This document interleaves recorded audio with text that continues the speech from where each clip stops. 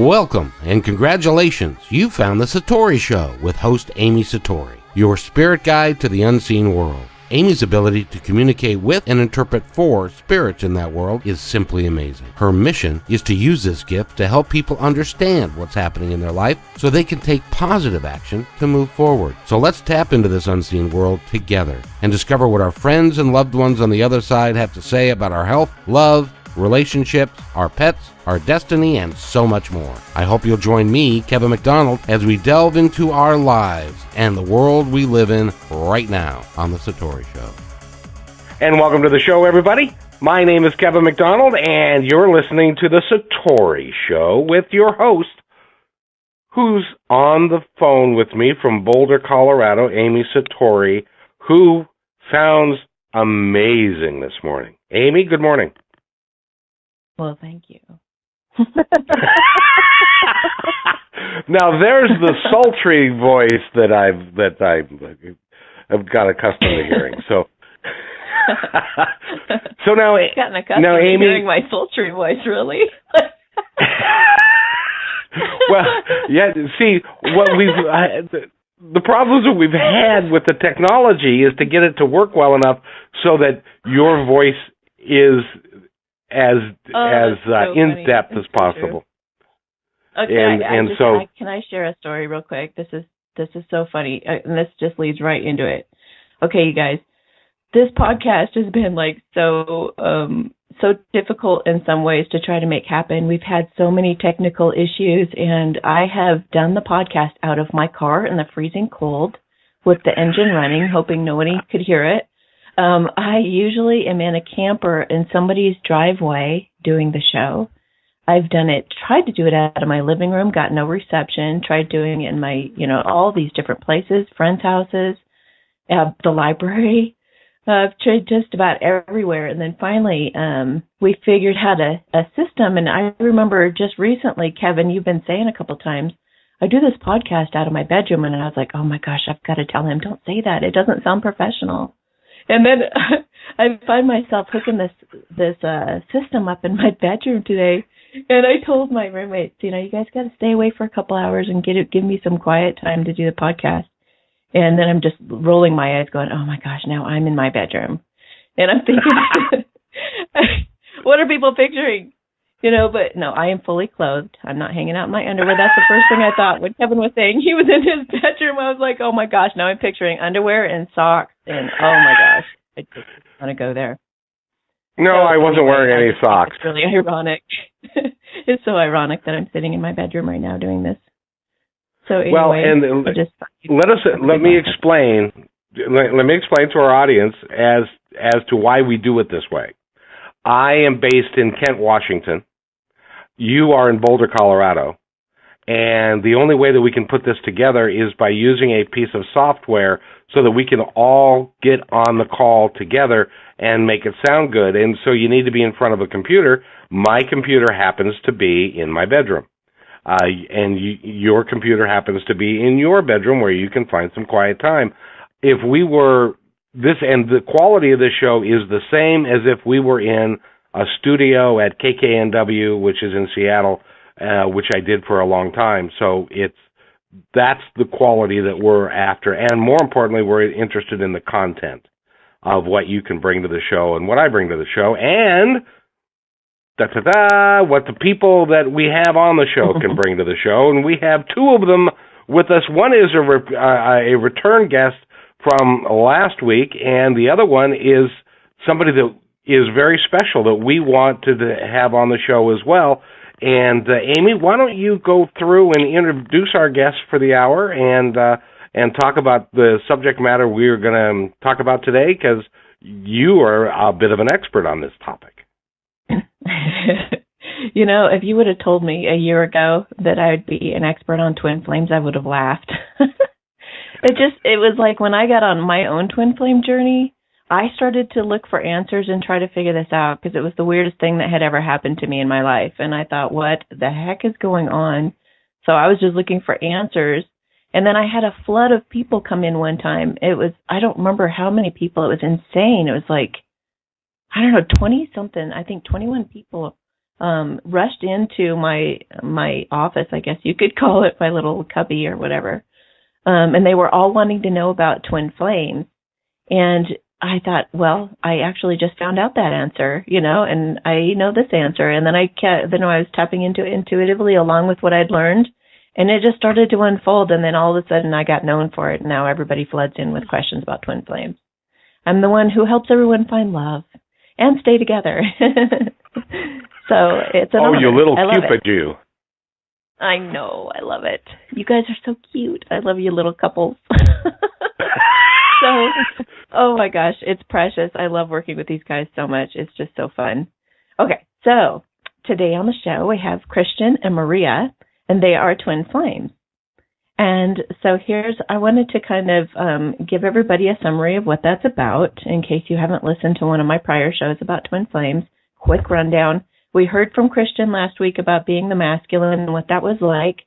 But basically, the gist of the twin flame is that there was one soul that separated into two, lived very different lives.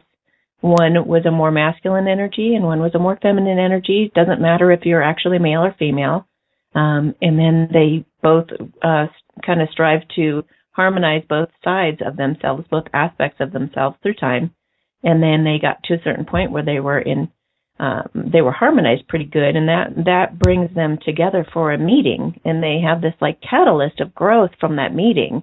Their initial, I don't know, in a movie you'd call it a meet cute. So they meet, and then he usually excites the feminine, and she gets like, what just happened to me? And they have this really sweet connection, like a couple of kids, and it's very kind and good-hearted and innocent, and it's just like a childlike crush or childlike thing that happens where there's just automatic trust and authenticity.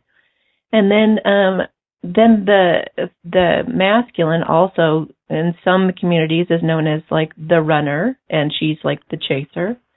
He runs because he's freaked out. He doesn't feel ready for such a big deal. It's like fate being in your face. It's a big, scary thing. And they run from the feminine for a while, and they might have certain interactions over a period of time, but there's usually a separation phase where both of them kind of grow up quite a bit, and then they come back together when they're more in harmony, and then they can be in union and stay in union for quite some time, as long as both take personal responsibility for themselves and are mature enough to not point fingers at each other and cause a separation. So, some people have a short separation, like I believe you guys have had, that can be like weeks or maybe a couple months or something like that. Other people go through it for years, but it's basically the same process of learning more self-love and just kind of growing up and maturing into, you're not going to be perfect people when you come together, but you can definitely handle having an adult, mature conversation to get over an issue or whatever, because you're ultimately there to heal one another. So does that ring true for you guys? And I know that the feminine, now we're going to talk to Maria more today, but the feminine has gone through issues of feeling like not good enough. I mean, the masculine feels not good enough, like he never has enough money. He never has enough to offer her. He never, so in some ways he doesn't feel worthy. Usually he doesn't feel as emotionally intelligent and all this. And on her side, she feels sometimes abandoned, pushed away, especially in the separation phase. She more knows immediately that what this is. She's more intuitive about that process. She feels more certain, faster. She also goes through a period where she feels unworthy. She feels maybe too old or too young or too not as attractive as other people he could have. And she has to face those issues before they can come together. So these two, being that they're in union already and have gone through a lot of those adjustments, I would like them to share on some of these, adjustments that they went through to be together, because they have obviously come to a point where they are able to stay together and have those mature conversations we're talking about. So, Maria, how does this sound to you? Does it sound familiar? Well, it sounds very familiar. I was like, holy shit, how does she know all these things? Pretty much. I was like, holy moly. Woo! on a ride just because you hit it spot on. Like, basically our whole journey, you just kind of resumed it in like 5 minutes. And I'm just taken by it. And yes, when we first originally came into each other's lives, but before that, I had an experience with a highly psychic person that she used to work with during Virtue, and she just out of nowhere, I met her, and just for a very brief period of my life, where she said that whoever I was with at the time, because I was with somebody at the time before I met Christian in December of last year, she says, I can't help but tell you that this is not the person that's going to be in your life. You're going to have your twin flame come into your life, and she said you're going to recognize him when you see him. And when I met Christian, I did recognize him, even though I didn't see his face. I did see his bun. For many of you, if you want to see his picture, he has very long hair, so I saw his bun, and and there was a girl covering his face, but I could see him, and I recognized him. It's as if I knew him. And I thought that was something spectacular that she told me, that I would recognize him when I see him, because I'd never heard anything like that. And if there was anyone that I can have that connection with, I know it's him. Now, knowing him for a while now. But, we started a relationship that was like that. Like you said, we were both like 2 high school little kids, and for the little short period of time, it's like we've known each other forever.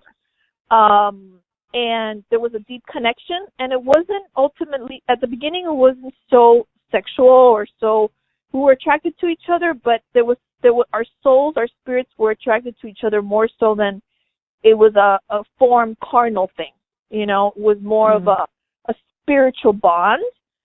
And I remember him being the way you said. I remember him freaking out about it. I remember myself holding space, because he would continually tell me that I wasn't his lifelong partner, twin flame, and that actually we would be together for a short period of time. He even went on to go to Colorado and meet some friends, and he came back to see me, and he actually bought me a mala. That is a twin flame mala. And he gave it to me, and he said, here, this is for when you meet your twin flame.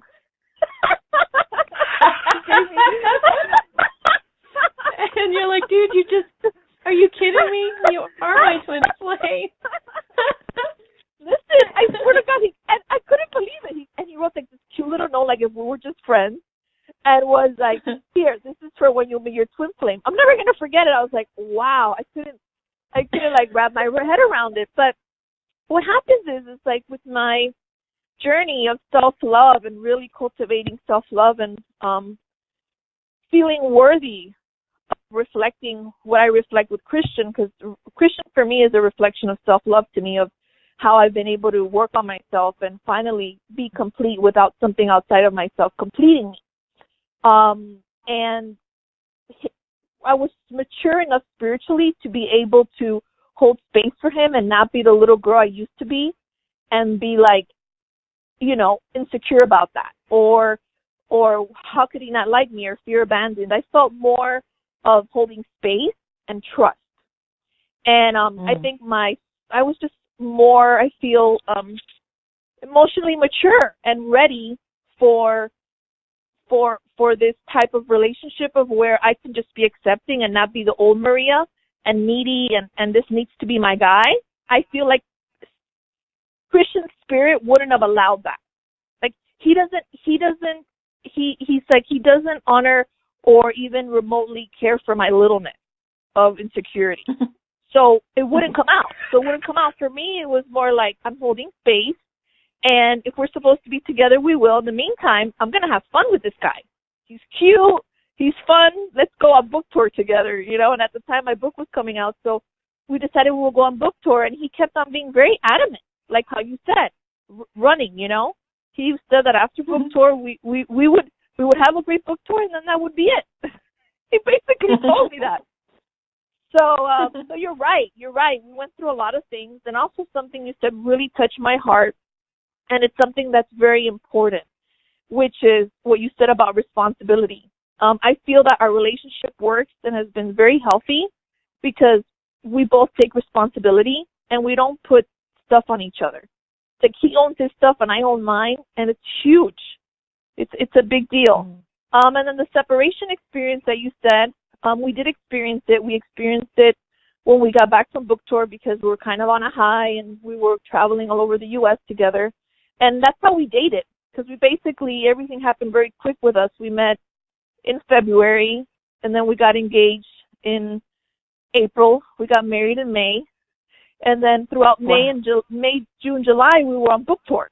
So we were dating while we were traveling, which was so beautiful because it wasn't all these games of let's go on a date and let's figure this out, or let's wait for this, let's wait for that. It's like we were just married, so there was no time for all the blah, blah, blah, getting to know each other and, like, you know, deciding what we were going to do. It was just more like, let's jump in here. And I remember when we got back from book tour, we were kind of hit with, not reality, but wow, you know, we're married and wow, this is like, we made this decision.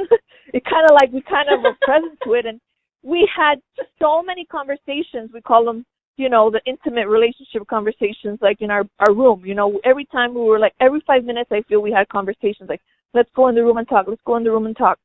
And a lot of things were coming up, you know, the theme of, like you said, that, you know, he was confused about how he's like so young and got married so young, or you know, I don't look like the way that he thought I would look, and vice versa, and like dealing with all these things. So there was a sort of separation, but we experienced the separation together, supposedly in form, but at the same time we were separate because we were just going through a lot like a hurricane kind of where eventually we got through it, and then we became stronger than ever. But it took something, and I think a lot of people don't realize that it really takes something. You know, a lot of people want change, and a lot of people want to heal, and a lot of people want to have a beautiful relationship, but it takes something. You know, the Course in Miracles, which is what I teach, talks about the holy relationship, and a lot of people are like, oh, I want this holy relationship, and the holy relationship is really a relationship about waking up together, which is what you were sharing in your own words. And I'm like, listen, the holy relationship sucks ass. Why? Because you got to look at your stuff constantly. It's not fun, you know. Ultimately, it's great, but it's not easy. It's not easy. But ultimately, if you really are in, you're in, and then everything just falls into place. And as I like to say, easy is normal, but it takes something. Yeah, Wow. I think that's kind of what happens when people don't have a big, long separation, and they're kind of put together fast, like you guys. It's like an adult accelerated program in college.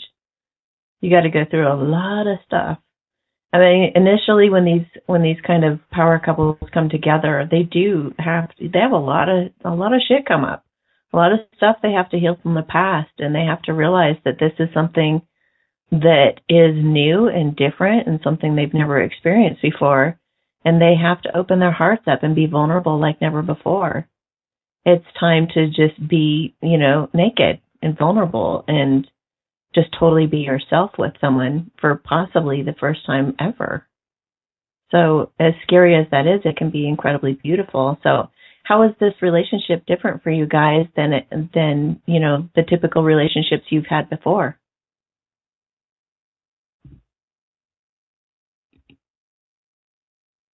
Well, one of you guys speak up. I was like, Maria or me, one or the other.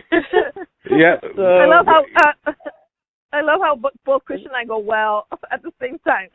You go ahead, Christian. Well, I think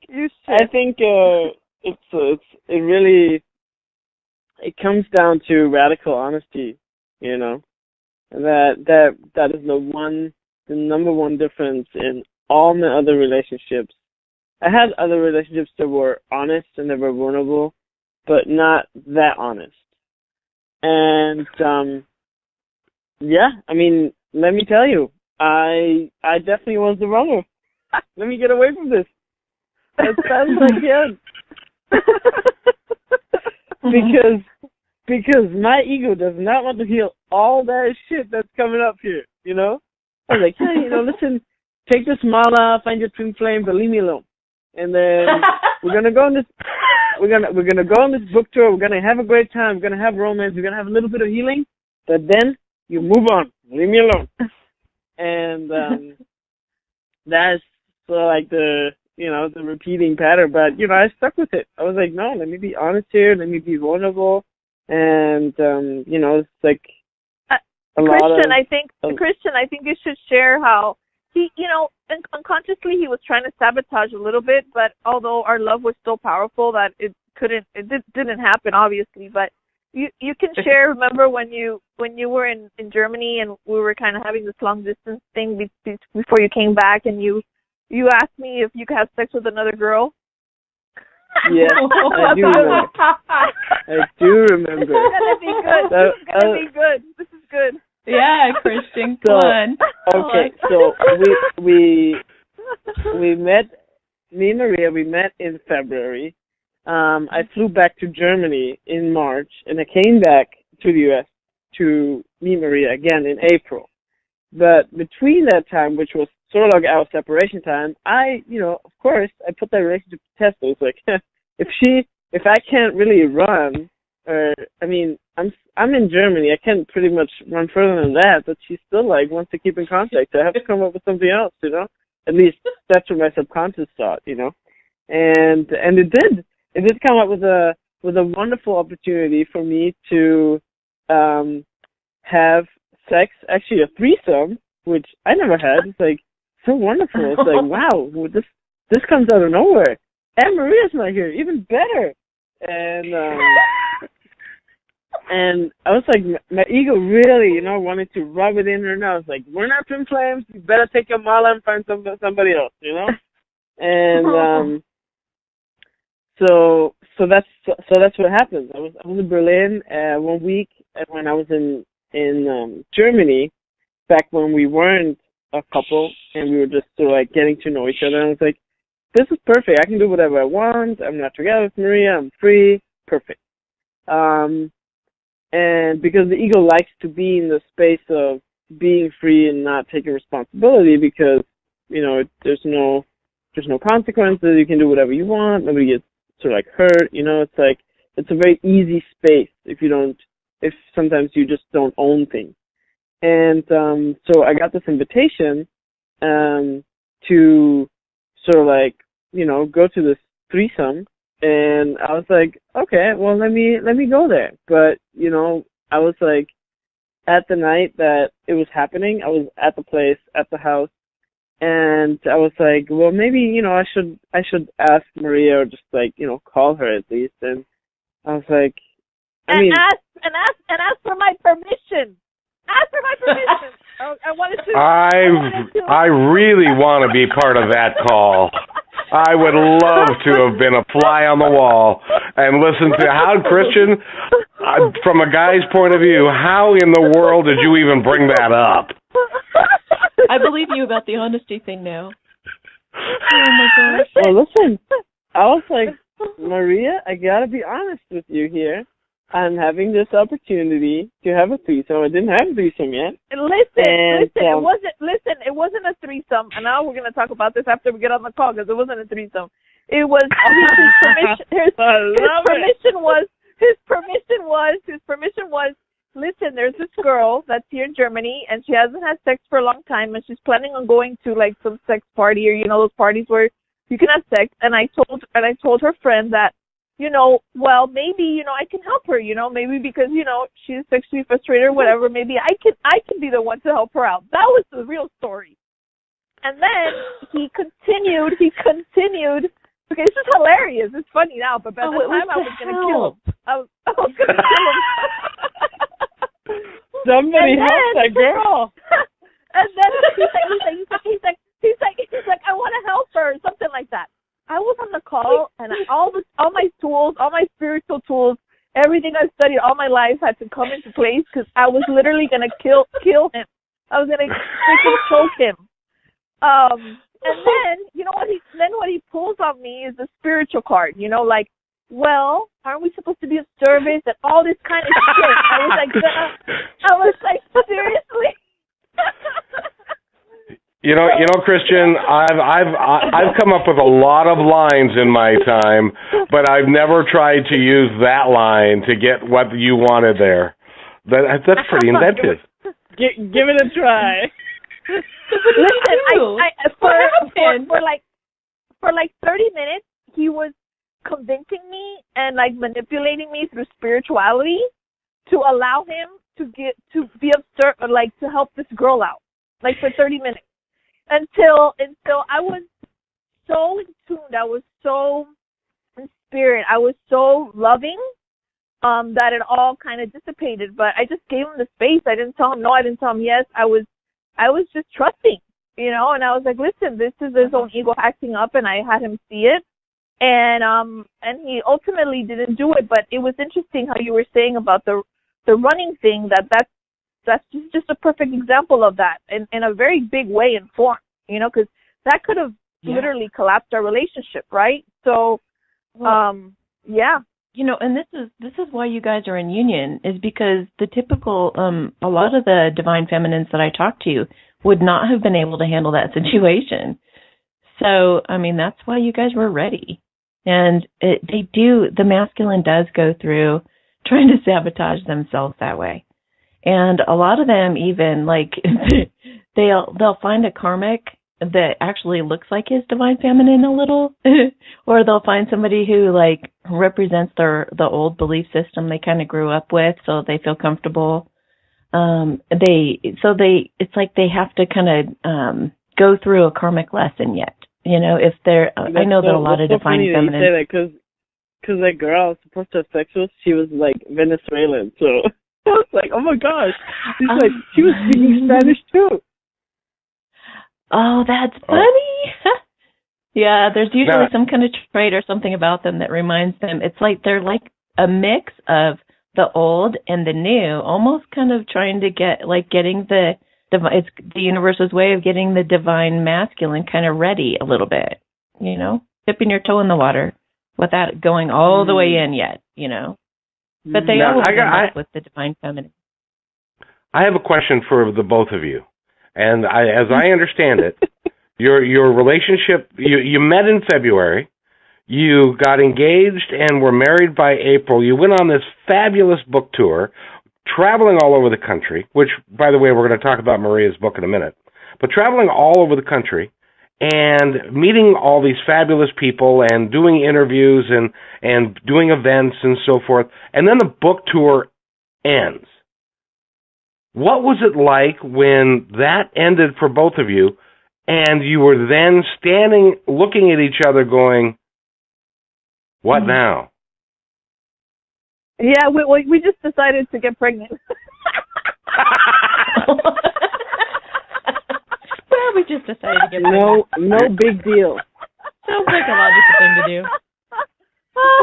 Hashtag NBD. No big deal. Listen, if your life is too boring, just come up with something else that makes it exciting. Become pregnant, or something. Oh, you ain't seen nothing yet. Wait till that child gets here. Well, there you go. There you go.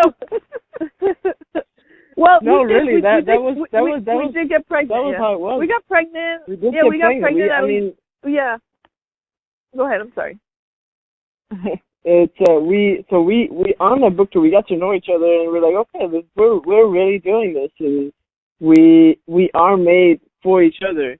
And so, yeah, after the book tour, there wasn't really many questions if this is a yes or no. It was like pretty much into 2 weeks into the book tour, it's like, okay, this is it, and this is serious. And I mean, it's also because before I said we're gonna break up after book tour, but even before book tour, we married. So, you know, that was sort of like a solidification of that relationship. So, yeah.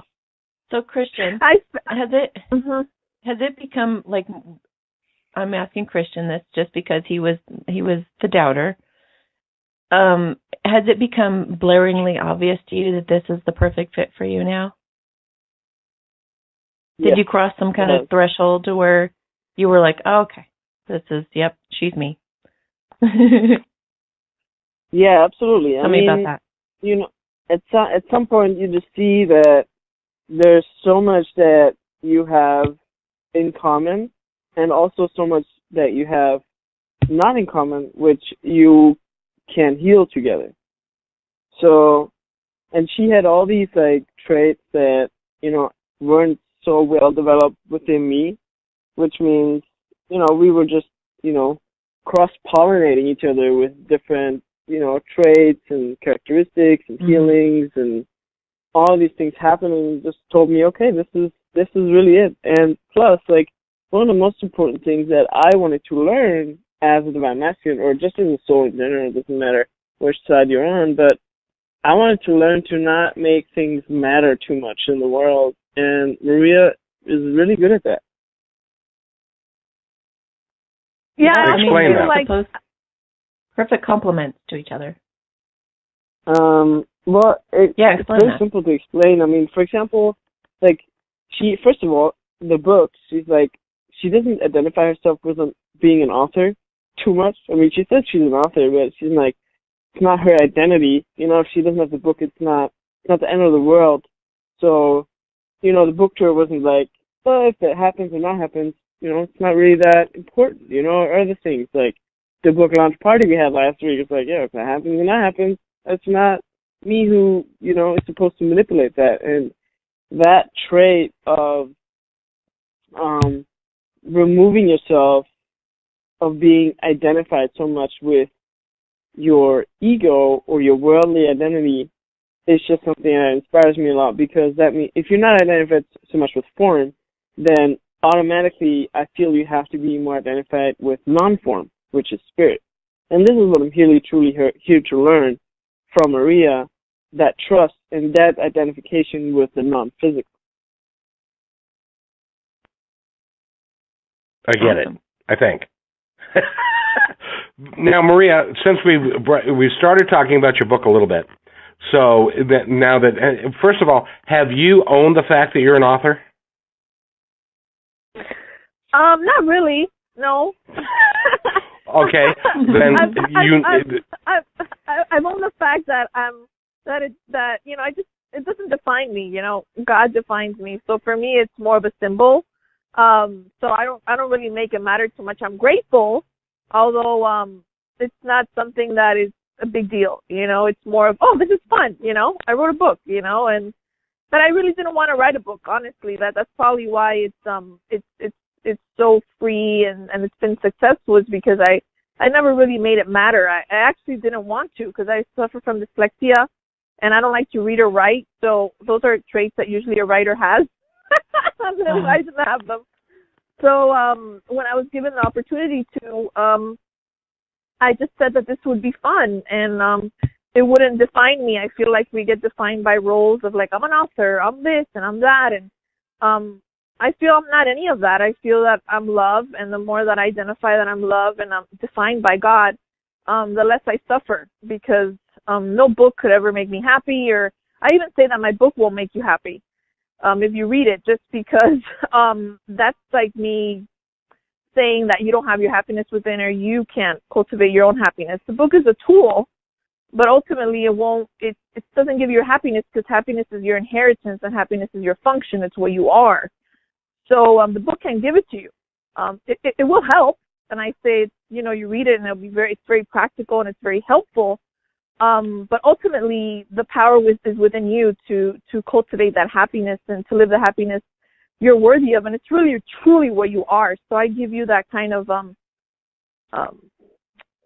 demonstration or guidance on how to go back within, which is to recognize and start playing with your true self, which I call the Holy Spirit. You call it your inner friend, your best friend.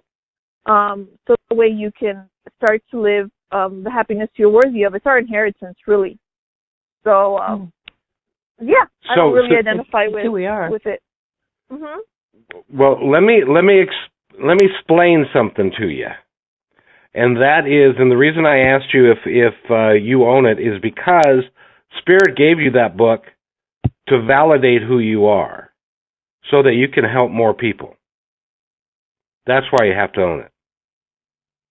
Yeah, that's true. I agree with you. I agree with you that I have to that I have to own it. And because it opens up an incredible number of doors. Well, you've already experienced that through the book tour, because you were exposed to people and who were able to put your message out there, and someone took that message and ran with it. And that is your calling. That's why you're here, is to help those people. Just a thought. Yeah, absolutely. And I also feel that serving an example of not making it too real or stepping into, oh, I'm an author and this and that is helpful too, because I feel that a lot of people just really look and form these titles to be able to be complete. And I also want to be a symbol of that. Hey, you know what? It's really not a big deal. Yeah, I'm an author and I wrote a book, although ultimately that doesn't define me. Ultimately, that's not my source. Ultimately, that's not going to make me happy. My happiness comes from, you know, my everyday life, remembering I've never left the mind of God, and remembering I'm love, and that these external stuff is fun, and it's a little circus out there, and I get to play, but ultimately, I will never find my happiness in form. You know, I will temporarily, my ego would say, for like a week or two, but then I'll be a hot mess in week 3. So I prefer just to like be attached to non-form. You know, it's just easier for me to live. And by the way, what's the name of the book, and how can people find it? It's called Live Your Happy, and it's you can get it at Barnes & Nobles and any bookstore. You can order it from any bookstore in the world, and then you can also get it on Amazon. You can also get it on my website. Christian did for me a beautiful website, mariafelipe.org, of where you can get a free gift and stuff if you purchase it and put your little receipt number there. But yeah, you can pretty much get it anywhere, and it's called Live Your Happy because it's basically living your essential truth every day, from when you wake up in the morning till you go to sleep, is, you know, taking responsibility, which is something you brought up today. You know, forgiving you even if you don't want to, and recognizing you have everything, you lack nothing, you know, but it's a daily practice. And again, it takes something. I feel a lot of people want to change, but not really. You have to really want to practice every day and get out of your own way, and it takes something. So that's what the book is pretty much about in summary. That's awesome. And, you know, it's really funny because we avoid what we need the most. It's so funny how we do that. We run away from the very thing that we need the most. So, yeah, why do we do that? We got to do a show on that. Yeah, and it's so cool how Christian came in, talking about Twin Flames again. It's like how he came in right before my book launch. Like literally, I met him. My book launched in April. It actually launched on Good Friday of April last year, and I met him in March. And I remember I was doing a video, like a video that you would get for free when you buy the book. And I remember editing the video and being like, I just closed the laptop. I'm like, screw this. I'm not going to edit this video. I'm not a techie person. You know, I'm not a marketing person. I'm just a speaker, and I love to speak and share truth, but this is not my strength, to market a book or try to get it out there or it to become a bestseller. I'm not doing this. And when I closed the laptop, I remember just letting go, and then a month later I would meet Christian, which is like highly technical, like he's just a digital Jedi. And within a week, you know, he helped me launch my book, and he actually helped me for it to become a bestseller on like 4 categories on Amazon when it came out. So it's so beautiful how he ignited that, you know? It's so beautiful how he ignited that. Like, it was perfect timing. It was like, Spirit's like, this book is going to get out there whether you like it or not. And here he is, you know? It was so, like, beautifully orchestrated. That's so awesome. You know, and it's like the universe has its way of pulling these guys together to step into their power like that. It's just awesome to see the miraculous ways that work behind the scenes, you know, to make you face Christian, to make you face your fear and step into that. Do you ever like, okay, so true. Like Yeah, and like I've done Byron Katie's work for years, and there are some moments where I'm really struggling with something, and it might keep following me and come up in conversations, and it's just kind of there, but it doesn't bother me enough to really face it, so I just keep going. And then all of a sudden I'll just have the idea, or maybe somebody will say, you're always mentioning how Dad never did this, and I'm like, oh, I think I should take a look at it. If somebody's noticing that I'm saying that all the time. And then I'll like sit down and do this exercise, and it might take a half an hour, 45 minutes. And all of a sudden, when I'm done, I feel so light and like, why didn't I just face it and look at it? Oh my gosh. And I hear with these couples all the time, once they come together, they're like, what was I running from? It was like the very blessing itself was chasing you. And you were like, ah. Yeah. I also wanted to share with you, because I know I have to go in a few minutes, but I wanted to share with you that you were also very helpful in our relationship when you shared with him that we were twin flames. I'm not sure the wording that you said something on Facebook, and I remember it completely changed his perception of the relationship. Christian, do you want to share a little bit about that? And I think you guys got on a call. Yeah. But, it was so helpful. Absolutely. Hey, Christian, the Facebook post. Yep. Christian, hold on just a second, because Maria's got another commitment, and she has to leave us now. But before you go, Maria, I just wanted to give you the opportunity to say something to our audience that is from your heart.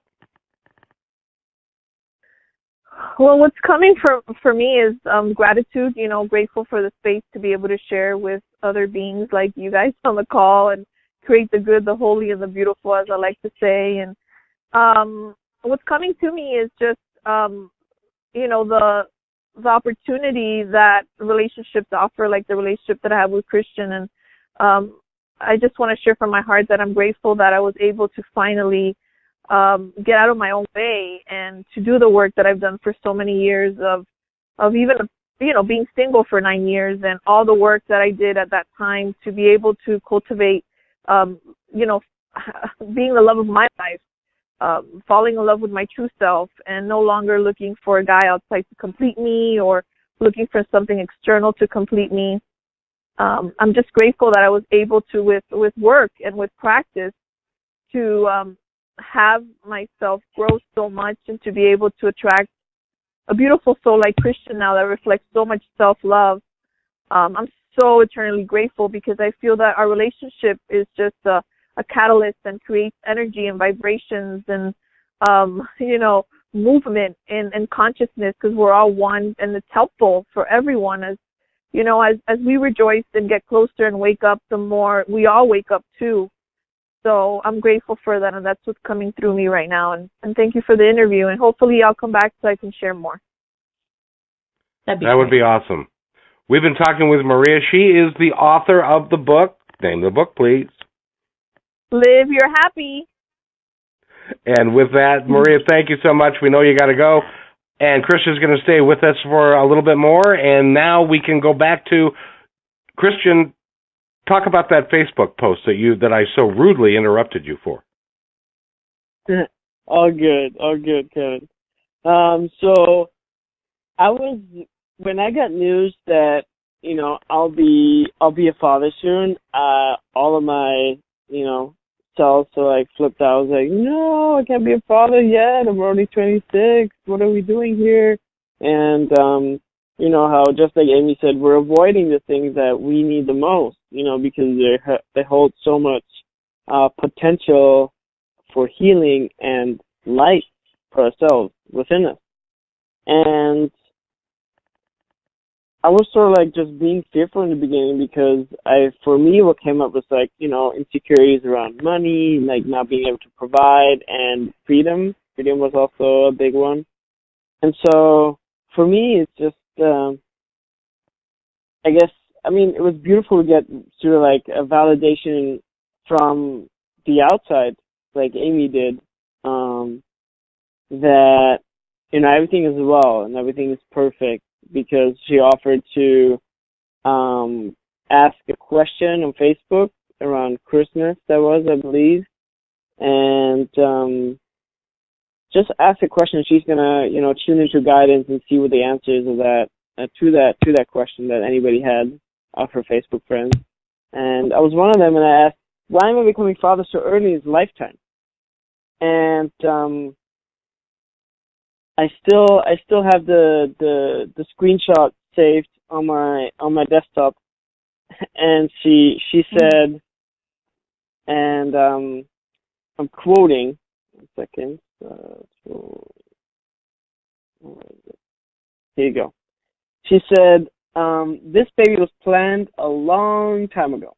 Your baby is a warrior and has a lot to work on. You and your twin flame also have a strong mission to aid in the ascension of the planet. Your family will be blessed tremendously as you are all appointed for this. Your baby will be a natural leader, so don't worry. You won't have to do much, but be a baby student." And that was so beautiful to receive that message, to just get reassurance that everything is well. I'm supposed to be a father right now, right here, at this moment, and just be content with it, trusting that everything is perfect. And even more so, like, I'm not the one who manipulates and makes things happen, but I'm here to learn from my baby because they're such wise beings. Well, that's awesome. Mm-hmm. And by the way, you're listening to the Satori Show, and if you want to find out more about Amy Satori, go to www.amysatori.com, and she has referenced Byron Katie's work. You can find links in the reference section to that. You can also go and get an appointment with Amy so that she can talk to you like she did with Christian, and talking about the baby. And Amy's got some incredible gifts that she would love to share with you. So go to her website, www.amysatori.com, and find out all there is to know about Amy Satori. And by the way, Christian, I do have to tell you, Maria is a powerhouse. I'm amazed that she's a challenge for you, isn't she? She definitely is. She has a lot to share and a lot to teach. Which is awesome. I can definitely see the reflection of you guys in each other, listening to you. It was really neat.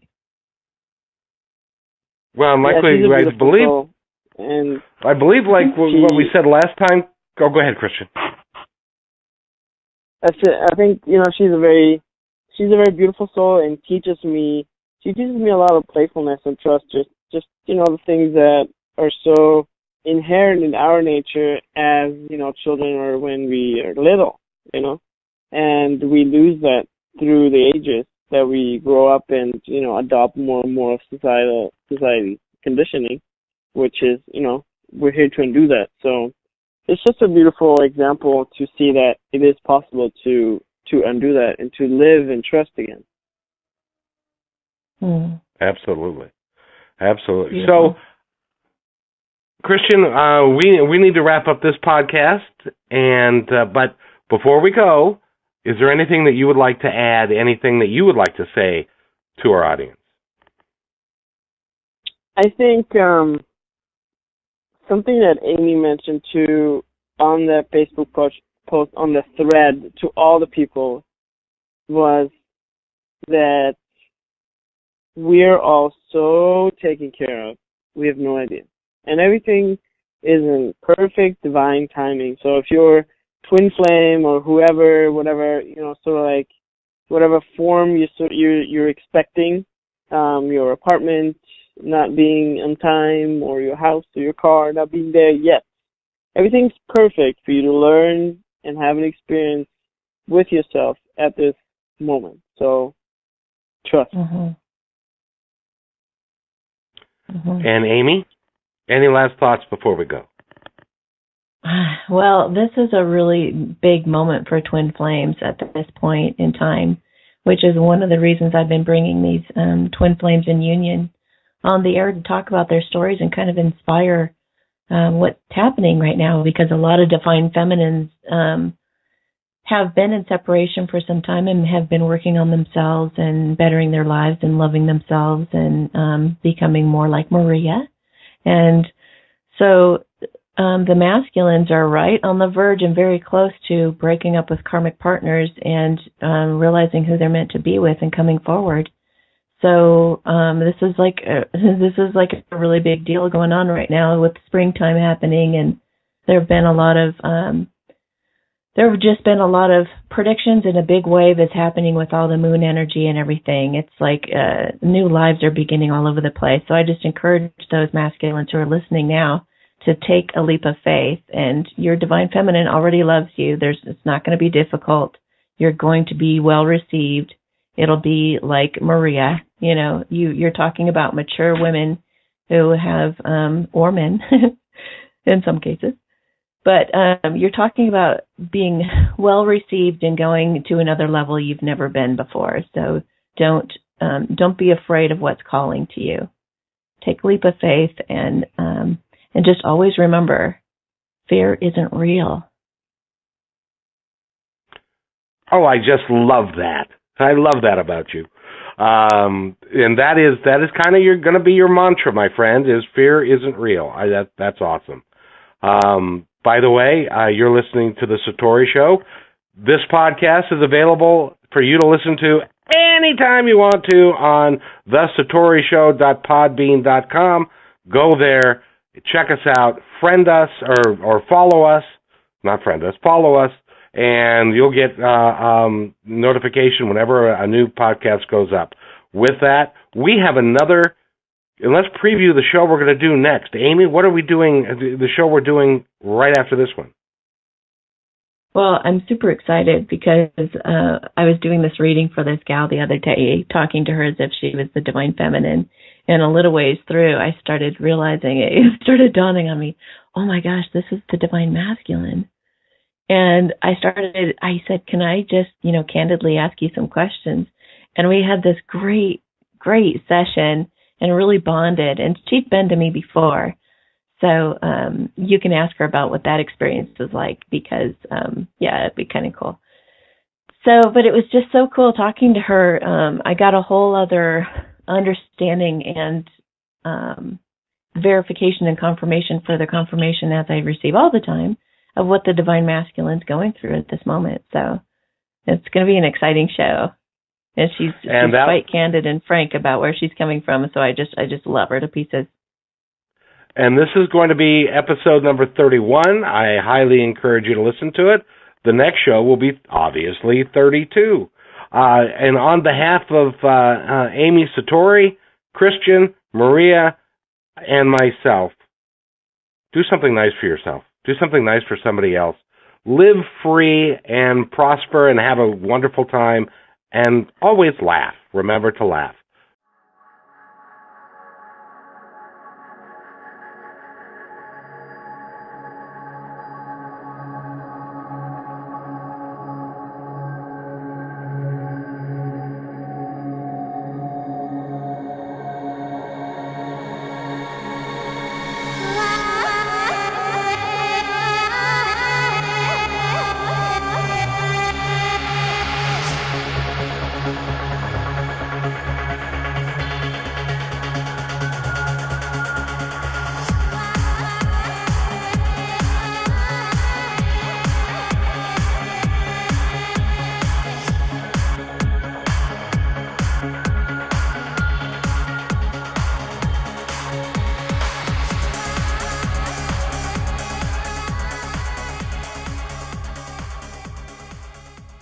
You've been listening to The Satori Show. Please visit Amy's website, www.amysatori.com, to find out more about this incredible talent.